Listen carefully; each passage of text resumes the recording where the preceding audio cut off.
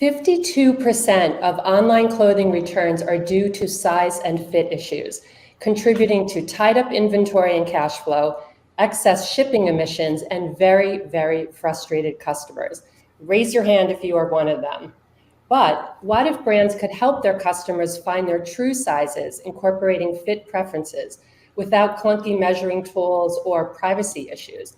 And what if that body data could then be funneled back to an AI-driven platform that could foster better design accuracy and assortment planning? Well, the future is now. I'm Lauren Parker from Sourcing Journal, and we have two great speakers today to discuss this very topic. And I'll give each of them about 30 seconds to introduce themselves and their companies. Jeff, you want to go first? Thanks, Lauren. Hey, everybody. I'm Jeff Murgy. I lead product strategy and partnerships at Bold Metrics. I've been with the company about 4.5 years. Seen us go from about 5 clients to close to 40 now, including Pact, who you'll hear from today. Long time subscriber to the Sourcing Journal, so really excited to be on this platform and hear and have their audience kind of hear what we're doing. And yeah, I mean, prior to Bold Metrics, I was more on the physical product side of things in the apparel industry, which is kind of how I was introduced to the Sourcing Journal. And excited to have Pact on here, one of our great clients. So I'll hand it over to you, Drew. Great. Thanks, Jeff, and thanks, Lauren. Excited to be here and talk about our experience with Bold Metrics and smart sizing. I've been at Pact for nearly 10 years now, which feels like multiple lifetimes. If you don't know about Pact, it is, we like to consider ourselves as Earth's favorite clothing. Everything we make is certified organic, and almost everything we make, about 98% of our products come out of a fair trade certified factory. We predominantly sell to women, but also have men's products and home products as well. And we're sold predominantly direct to consumer, which is why our partnership with Bold Metrics is so critical to us. Great, thank you. And thank you to Bold Metrics and Informa Markets Fashion for sponsoring this webinar, and for Pact for providing their retail insights. So just a few housekeeping items while you can read through the bullets of what we're going to touch on today. This webinar is being recorded, so you can rewatch it with your team, share it with your team on demand in about 48 hours when I get the video. And you feel free, and please do, type any questions or comments into the chat bar for us, and we'll get to them at the end of this session. Just make sure you're not full screen, because if you're full screen, you won't see the chat bar. And we're going to play a short video of how Bold Metrics smart size chart works on the Pact website. And Jeff will walk you through it. Thanks, Lauren. Yeah, I'm a very visual person, so bear with us. This moves a little slow, but wanted to give you guys an idea of where our smart size chart product lives on Pact's website and many of our retailers' websites. So you can see Pact has the Find My Size button here. This will launch the product. The shopper's going to answer 4 simple questions. We're not asking them to measure themselves, just things you know off the top of your head, which is all by design. We want this to be used and adopted. And once she does that, we're actually using our AI technology to calculate the body measurements of this individual shopper and map that to the product information, so they're able to see how it's going to fit on them and select the best size based on their fit preference, which is the other half of recommending a size. And they can add it to their cart directly from the tool. So real simple, a great customer experience that's highly adopted. And just thought it'd be good to have you guys visualize that product before we start diving in to how it works and how Pact's using it and everything. Yeah, thank you so much. It's hard to really talk about tech without seeing it. So thank you for that. And it's always helpful to see the product in action. And just to provide some context and really the urgency of why we need a solution, poor fit and poor size and fit means poor conversions. And that's especially true for new customers. And fit-related returns amount to $27 billion. I mean, that is an astronomical figure. There's lack of data. The industry is really not addressing the problem at this time. And returns, we'll get to sustainability later, but it's accounting for 9.6 billion tons of landfill waste. So really a tremendous problem. And thank you for joining us today. We are going to talk about tackling the solution.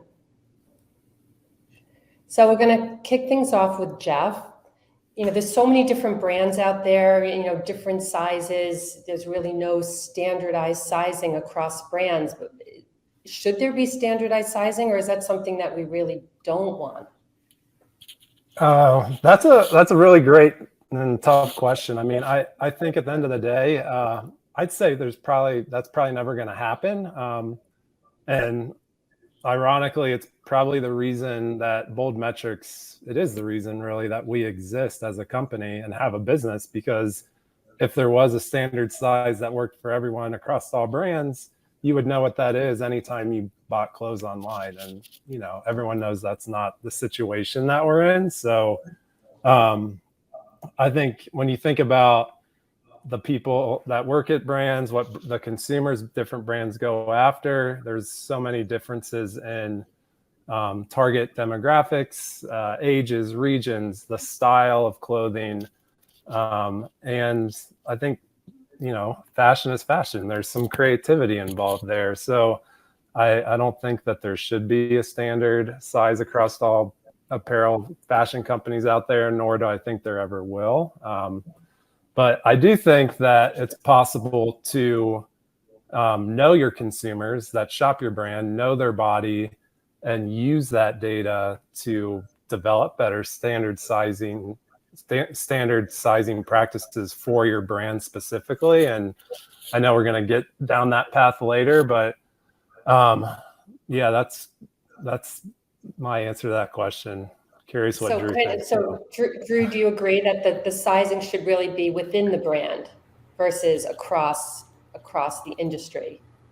100%. I think you can't put consumers into neat and tidy boxes that says this group of consumers all the same, both because of what Jeff talked about with various sizes, regions, but also just preference. Consumers like to wear their clothes in different ways. And, I think you have to be able to, I think the most important thing from a brand side is to provide as much transparency and clarity about how it is going to fit versus trying to be perfect for every consumer. If you're trying to serve every consumer just how they need to be served, you're essentially a custom clothing manufacturer that's building to suit. And so I think for that reason, I don't see a formal standard. I don't even see a ton of kind of standardization, because brands are ultimately going to do what's best for their business. And that can vary depending on the customer you're serving, your price point, types of clothes you're making, all of those factors. So as a follow-up to that, when I first was thinking about pact, it's more casual than, super tailored clothing. And, my first reaction was size would be easier because, then something that was really tailored. But is that a wrong assumption? Sizing really comes into all clothing, no matter what it is, correct? It definitely does. I think we may have a little bit easier path than some other brands. One of our guardrails is also we only really use alpha sizing. So we don't get into to kind of multi-dimensional sizing where you're a 32 waist, 30 length. We try to make it more just alpha sizing, and that's for a couple of reasons. One is and probably the biggest one is that it simplifies your SKUs and your kind of demand planning, your ability to have appropriate inventory on hand. And so, I think that we have it a little bit easier, but at the same time, consumers, the first thing they're going to look at when they get something is fit and style are the top two. And so consumers they have a ton of options today, especially in the direct consumer world for which brands they're going to buy from. And if you don't nail fit, or at least tell them exactly kind of what it's going to be and they can buy accordingly, then you're not going to retain customers. You're going to pay to acquire them. They're going to return the products and they're never going to come back. And so I think fit is critical across the apparel universe, regardless of whether you're making casual or kind of custom tailored outfits. Right, exactly.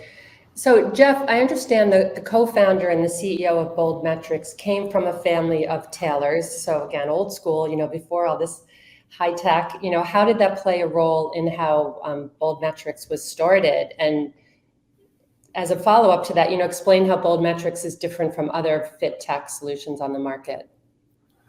Yeah, Dana, our CEO and co-founder, she grew up around master tailors, and that definitely had an influence on the idea of how to increase the reach of custom clothers beyond their local kind of tailoring shop. And she explored different ways of doing that and went down the path of using AI and machine learning to calculate body measurements, by training these models with data, working with custom clothers, and doing so in a way that would be highly adopted by consumers. So, at the end of the day, we're a body data platform. We're, fit and sizing is one thing that we do.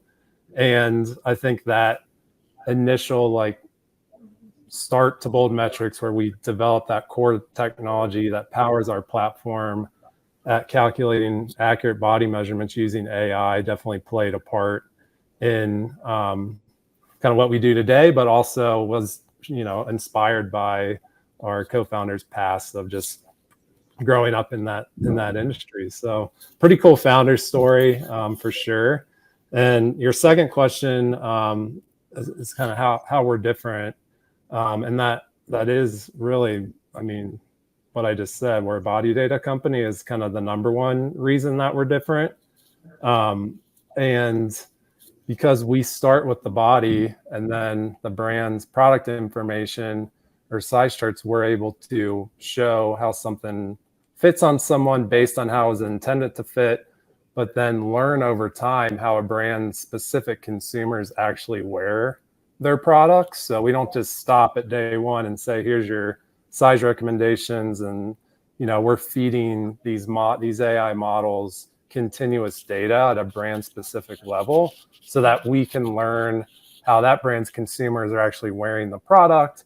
Do we need to make adjustments based on how things are fitting, or maybe how fabrics feel on somebody could cause someone to size up or size down? So this is all things that come into play that I think really make us unique, and long term we're able to really hone in on a brand's consumer and what matching that consumer to the right size at a product level for that brand. I love that origin story, because some tech companies, they're just these kind of serial entrepreneurs. They don't come from the fashion industry. So the fact that she really has that background, I think, adds a lot of gravitas to the product. Now, Drew, how did you and Bold Metrics come together? What made them stand out for you? And had you tried other fit tech solutions before, or was this the first? So we had definitely evaluated other solutions. We'd never had one in place. And the barrier to implementation was always what we viewed as kind of introducing new hurdles in the purchase funnel for our customers. And so when you get somebody on site, you've paid to get them there typically, or they're coming back, you have pretty limited kind of span of interest for them or time that they're going to dedicate to your brand. And you want to throw as few hurdles in the way as you can. That's why Amazon has one-click checkout at this point. Mm-hmm. And so for us, adding something like this is something that we thought could help with conversion. It could help with AOV. It could help mitigate returns.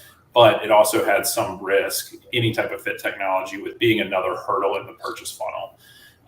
And so when we had looked at other platforms before, it always felt like the trade-off in terms of benefit we were going to get were not going to offset the number of customers we would lose through the purchase funnel by asking them to take additional steps. And so I think what really stood out with Bold Metrics was the simplicity of the questions. And so if you saw what Jeff went through at the beginning, it's 4 questions. It's things you know off the top of your head. Mm-hmm. And it's things that are easy and don't feel too personal to input. And so with doing those and getting an output for a suggested size, the tech integration of automatically selecting that size on your product page, and then the quick add to cart, it became something for us that we actually viewed as a conversion optimizer, not something that would stand in the way. The other thing I would note is that we're a relatively young brand. We don't have a ton of awareness. A lot of times when people on our website, and especially if they're interacting with the smart size chart, they've never bought from us before. And so one of the things that other providers offer is kind of a comp from a larger brand that you may know. So what size are you going to wear at Pact? Well, tell us what size you wear of your favorite jeans. For us, we didn't love that because you're reminding a customer who's never bought from Pact that you already have a favorite brand that you love that fits you perfectly. And so we're essentially giving them a reminder, hey, why don't you just go buy from this other brand? Right, because you know it fits, and it's like, why even bother? Exactly. And so, why do we want to tell customers to go elsewhere to think about another brand when we've got them kind of within the Pact funnel and interested in shopping and kind of learning about what we do? Right. Yeah, it's a really good point. Now, Jeff, talking about how Bold Metrics solves, size and fit differently, it's not just about recommending a size, it's also kind of personalizing the customer experience. So how does this all fit together? Yeah, I think you saw in the demo, we're able to take into account fit preference, which is the other half of just saying, this is your size. And Drew was just kind of hitting on, the brand translator approach, where we're very different from that approach. We're not using other brands to recommend a size in the brand the consumer is shopping. It's really the consumer's body and that specific product information. And, especially as you get into larger brands, there's multiple fits across a brand, and you're pretty much never going to be the same size in everything a larger brand creates. So I think, like, in order to solve it and create trust with consumers, you really have to dig into the body data and the product information. We also, this isn't on Pact's site today, but we also allow our clients to use an API to drive more creativity in how we serve up the tool. And we're not saying to our clients, hey, this is our smart size chart, this is the only way to work with us. Like, there's other opportunities to use our API. Your consumers better than us, like, build an experience, we can power that. But a couple of our clients are using our API, the Men's Warehouse, for tuxedo rentals for weddings. We've worked with them for years. They use our API and built an experience themselves. The same with Suit Shop, a longtime client in the suiting space, that built, what they call the Fit Finder, powered by, it's powered by our same technology that Pact's using. So, there's different ways to personalize this for your brand. And I think that's unique to Bold Metrics. Like, we don't just say, this is the product, this is what you get. There's a lot of ways we can work together to figure out the best solution and solve each brand's unique pain points and problems. Right. And, we were talking about before privacy, how is Bold Metrics different? You're not asking people to scan their body or to stand in like a bodysuit and go in a chamber and gather that data, right? It's more just reported. Yeah. So we don't collect any personal information. So, and we think that's important. We want our tool to be adapted by consumers. Our clients are paying us for the tool. We want people to use it. They want people to use it, and it needs to be simple. So as soon as you start asking for a profile or an email, or put on tight-fitting clothes and take some photos or video scan yourself, people are going to close out and not use it, and that's not the point. Like, we want the data. We want people to use it. We want to bring down returns, get better conversions. And I think that when you start to get into those personal, like, privacy things, less people use the tool.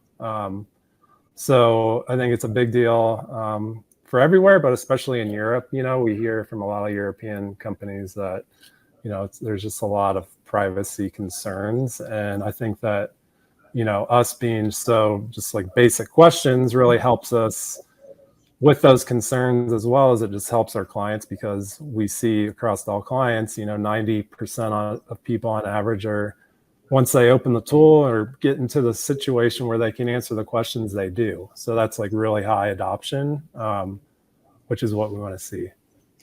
Yeah, that's great. I want to talk about AI and machine learning. I love talking about AI. We talk about it all day at Sourcing Journal. So how exactly does it work? You create like a digital body twin for customers, and then you make recommendations through that. And how does that technology get smarter over time if I stay with this brand? Man, I wish I knew how AI works. There's there's a lot out there right now that's just amazing in the AI space, right? I think for us, like our core platform is built on using AI to, accurately calculate what we call AI body models. Over 50 body measurements of someone, once they answer those questions, are calculated. And, that in itself is like step one of our AI and, at the core, what our core technology is able to do. When it gets into the continuous learning and the AI side of that, like that's all, on the size recommendation side of things, that's all feeding our models specific data from each client, whether it be the product information itself, the fabric information. Do people of this body type buy and keep? Are people of this body type buying and returning and sizing up or sizing down? Like all that data gets fed into our AI models. And that's what allows us to continuously learn at a brand specific level over time. Again, like emphasizing, like we're not sharing PAX data with Burton's data or, Suit Shop's data with the Men's Warehouse. Like these are unique products being produced by unique brands, and each brand's predictions and learnings and data is all learning off of that data itself and getting better and better over time. So that's about as good as you're going to hear me explain how AI works. Well, let me ask, no, that's a perfect answer. And it's interesting you're saying it doesn't really help to share the data because you really want to keep it brand specific. So let me ask Drew, as the brand, what did you discover or what do you want to discover about how your customers prefer to wear things? Is it what you expected, or are they wearing it in a different way, looser, tighter? Right, and I think we've been working with Bold Metrics for a few months now, and I think there's still some learnings to have on the back end for us. But our inclination was that we could help customers feel more confident in their purchase.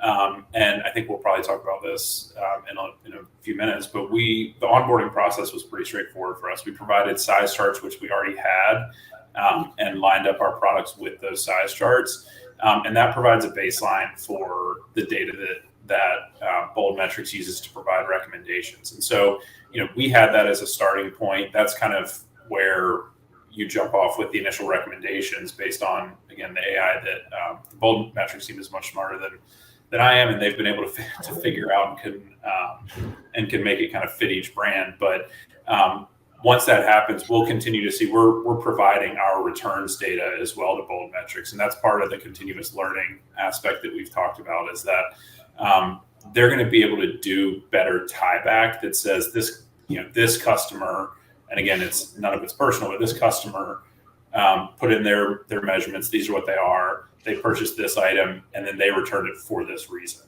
And so that'll help us get better with the recommendations we're making to customers long term, ultimately with the hope of getting customers very confident in pressing the checkout button, and then at the same time minimizing the number of returns that come back due to fit.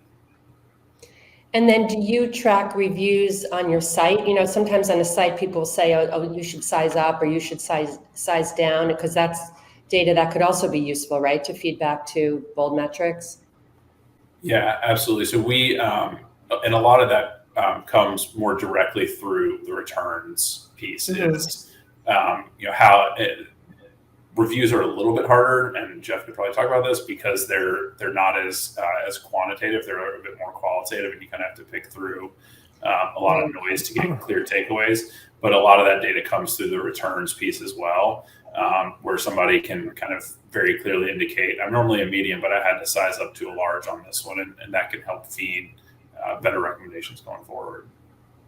Yeah. Now, what about demographics, geographics, different way that people fit in Europe versus America? Certainly different body types, but probably also different preferences, Jeff?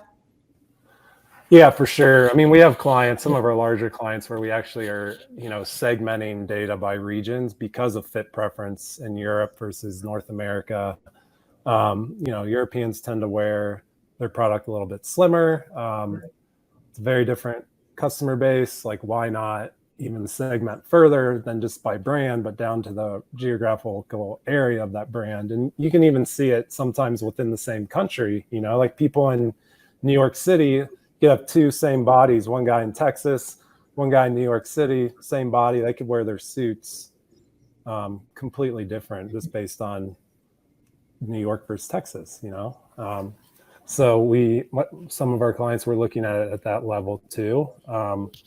So I do think that, you know, Asia is another example. Like in Japan right now, everything is oversized, like 2 sizes too big. And, you know, we work with some brands that do a lot of business in Japan, and we're looking at that country as its own model and learning off that consumer's style and how they're wearing product. Yeah, so interesting. I want to talk about the ROI of, you know, investing in sizing solutions. It is the title of the webinar. So, Jeff, you know, you've worked with countless companies. You know, why should they prioritize this? You know, what is the ROI, and how can it be measured when companies are using bold metrics?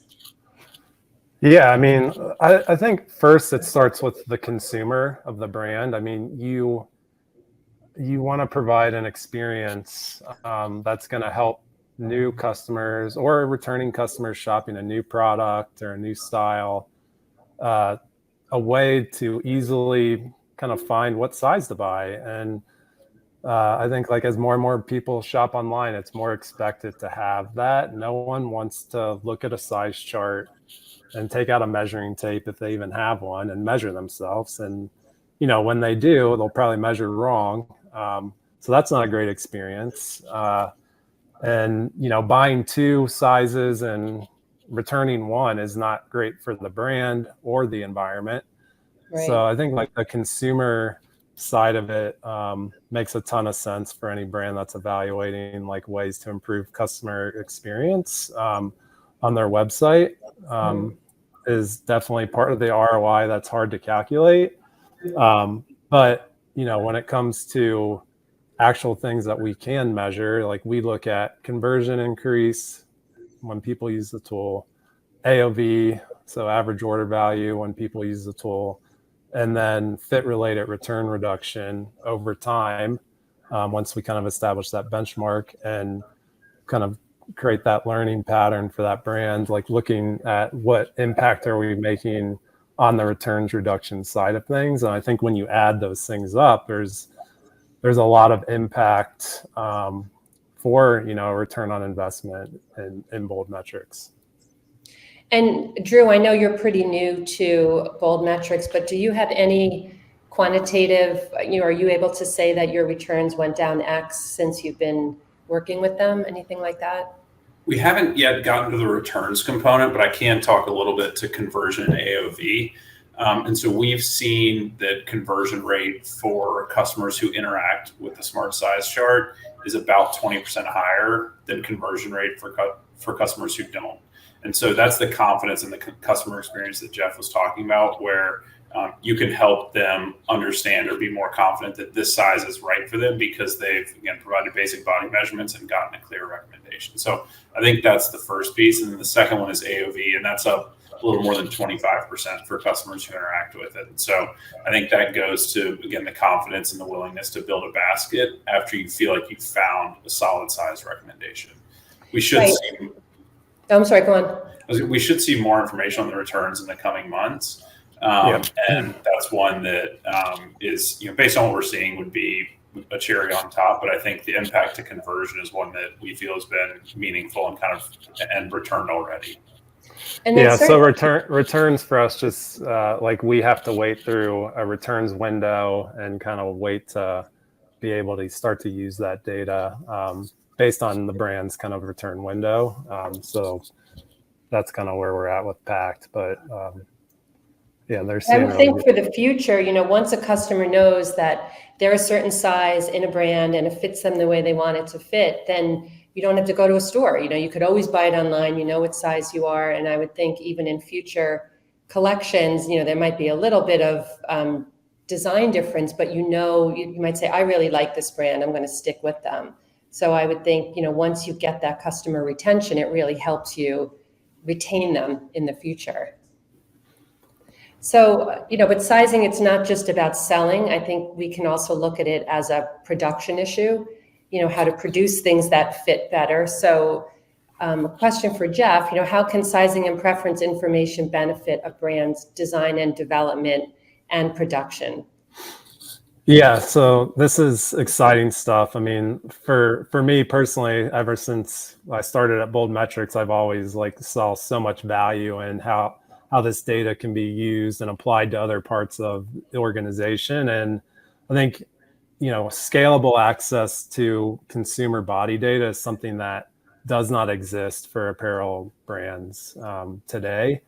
And we're able to really start to provide that to brands, and they can see their actual who's shopping their brand, what are the body measurements on average of someone buying each size by product, by category, and is it lining up with the way we design? Is it lining up with our size charts that we create and kind of our grading process that we have today?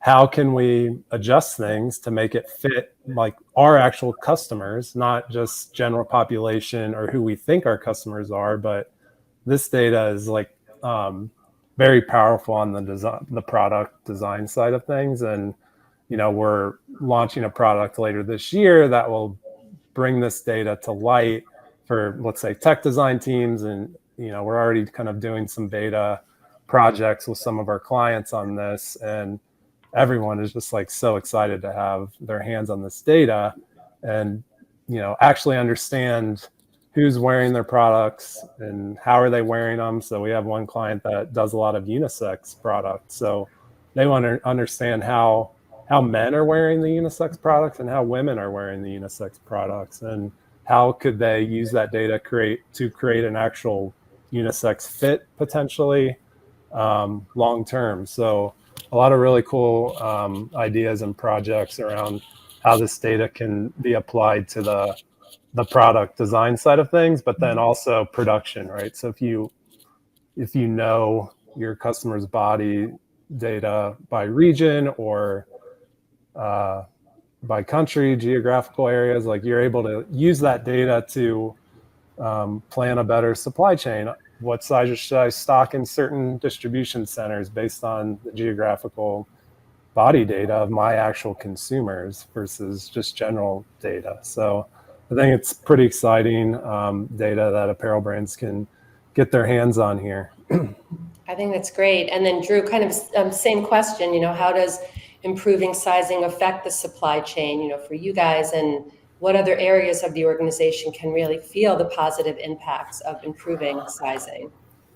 Yeah, I think Jeff covered the upstream aspects pretty well, and I got a sneak peek of some of the upcoming technology a week or two ago. And I think the ability to impact forward-looking design and product development is going to be really impactful, to know who your consumer is and make sure you're designing fit that works well for them. And so that's something we're super excited about as it rolls out.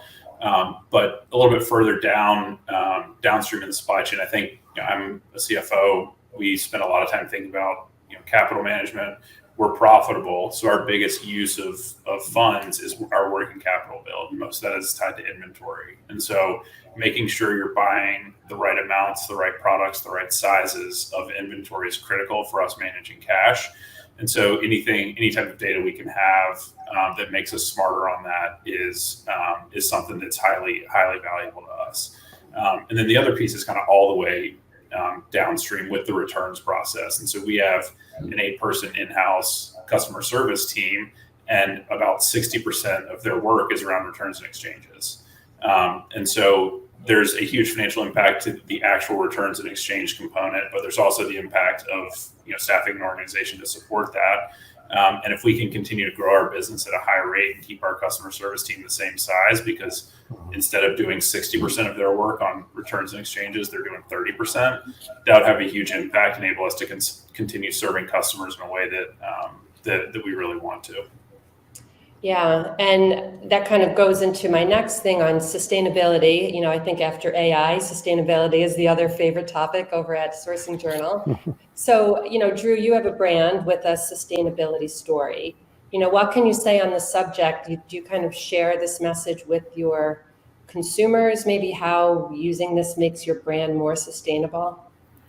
I think we're still trying to understand how to tell that story within the smart size chart component, but sustainability really runs through everything we do, and along with kind of the financial aspects that I just talked about here. If you think about the most wasteful thing within apparel, it's probably the back and forth process of returns and exchanges. You essentially have to duplicate the process to get a customer the right size for them, or to take it back. And so from that standpoint, that means there are 2 FedEx trucks on the road instead of 1. It means you're wasting the packaging that it goes back and forth with.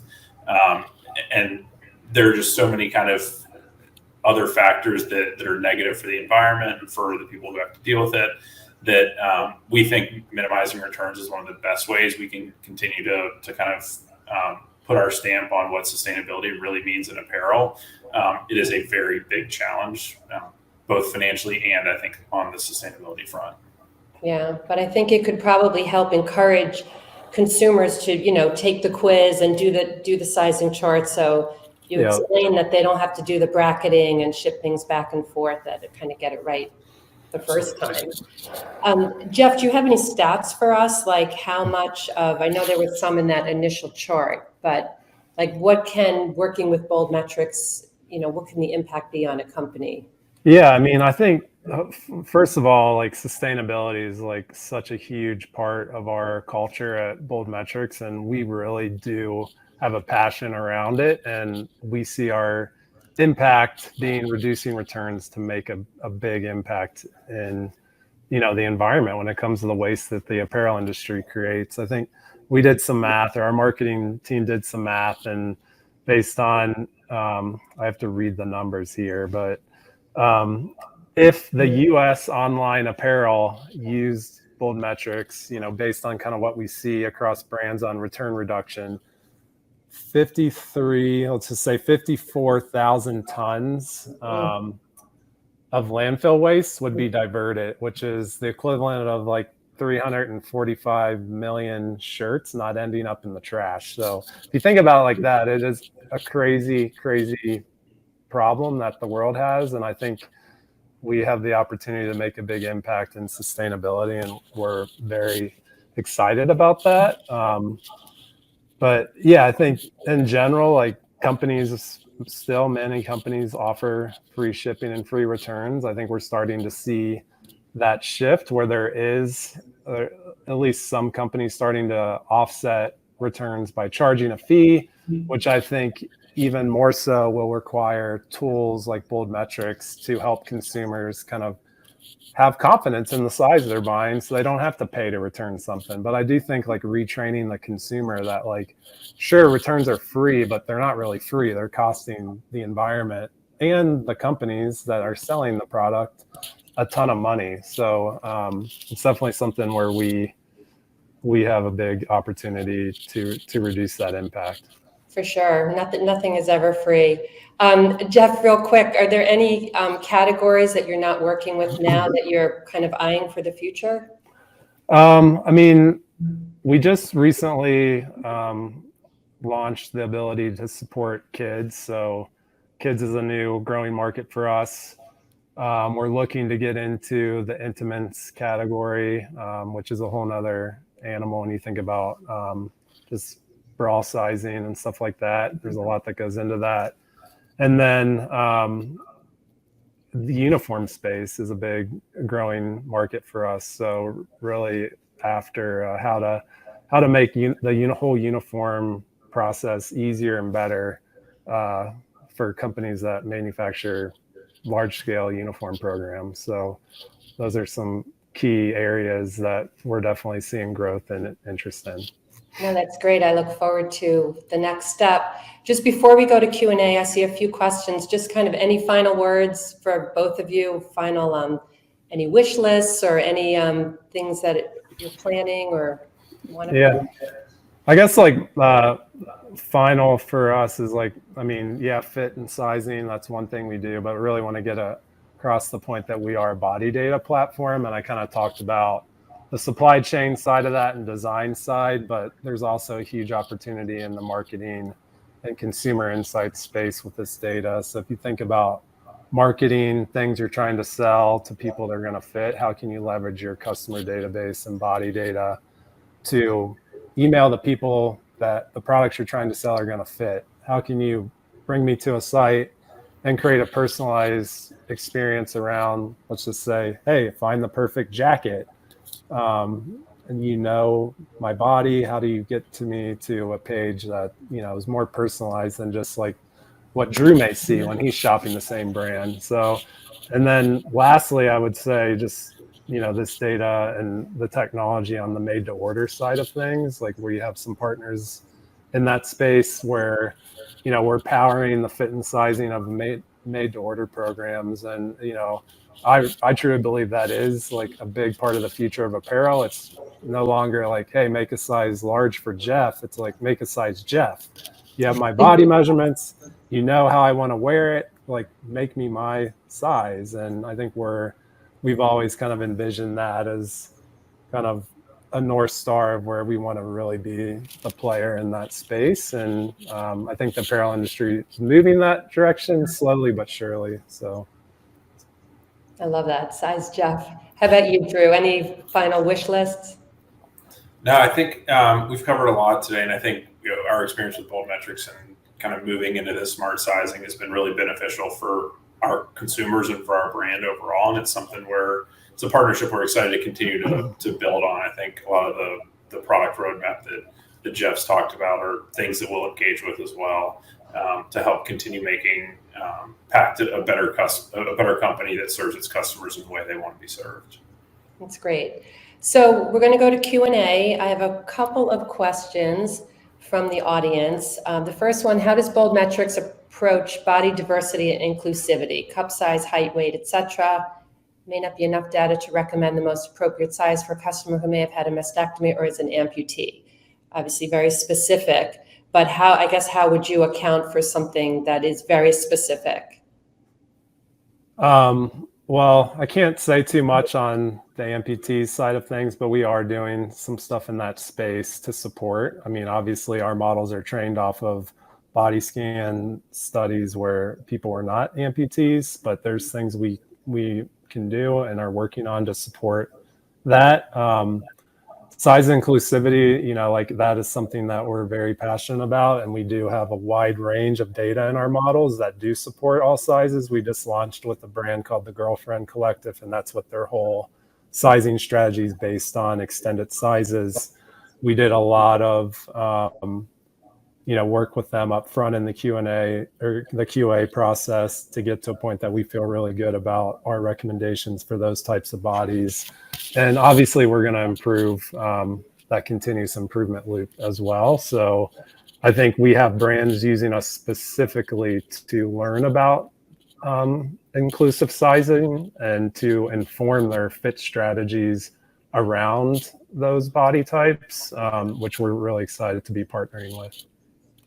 Yeah, because I think when you get into large sizes, like an XXL is not just a very, very big large, right? Like bodies scale differently, right? So there's different parameters. And that's where the data, you know, the apparel insights and the data can help you actually create a better grading process for those larger edge case sizing so that you are going to fit the majority of your consumers shopping those sizes better.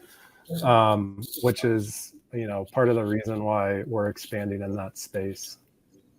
Oh, I think that's great. My next question is, if a consumer buys from 3 different brands that use Bold Metrics, does she have 3 different IDs? That's a great question. So because we don't collect PII or we're not doing an account creation process, we're not asking you to like create a Bold Metrics account. If you go from Pact to, let's say, Canada Goose or Burton or one of our other clients, you will have to answer the questions again.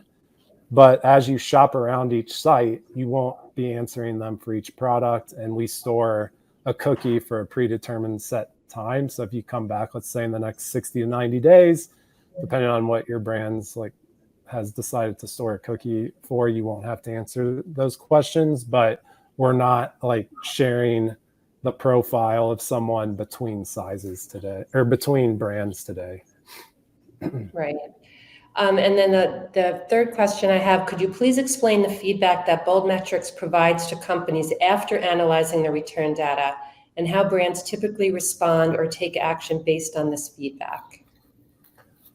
Yeah, so that process has been very much manual, and the product that I mentioned that we're launching later this year will kind of bring that into a client-facing product where you have access to that data, and you'll be able to see, for example, like by category, which category has the highest returns. You could dig into that category specific, what size within that category is being returned the most. And then you could look at the body measurements of people buying that size and how that compares to your grading for that category. You could also look at it at an individual style level.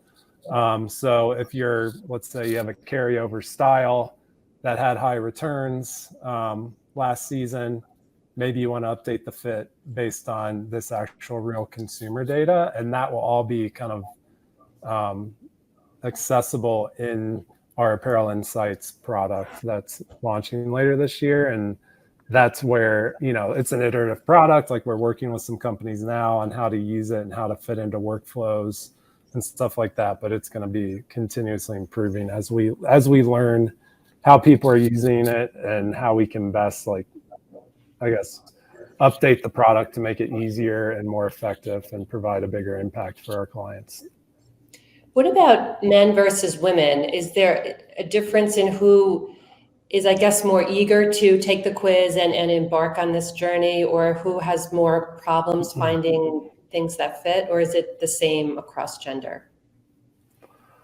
I think it's similar usage across gender. I don't know that we've looked into that recently, but it's never come up like internally that, hey, men use this way more than women and stuff like that. I think equally both genders have problems finding the right size online, and it can be a better experience. So I don't see one really standing out using it more than other genders, but I think that is something we could probably easily answer if we ran the data. So, but I don't know off the top of my head. Well, I guess women would have it once you dive into the intimates market, with bras and things like that. That's obviously a women's domain. Yeah, but that's obviously women's for only. Shirts and pants and jeans and things like that, Yeah. It would go cross gender. So we are almost out of time. If you guys have any final words, or we can just end it a few minutes early. Any final thoughts? Me? No. Yeah. I don't think so. No. Some good questions though. Yeah, Great. it's been fun. So thanks for the time. Yeah, thank you so much. This has been really, really interesting. And like I said, this will be on demand in a couple of days. So you can share this video with your team and check out Bold Metrics and Pact. Thank you. Thanks, Lauren. Thanks, Lauren. Thanks, Drew. Bye.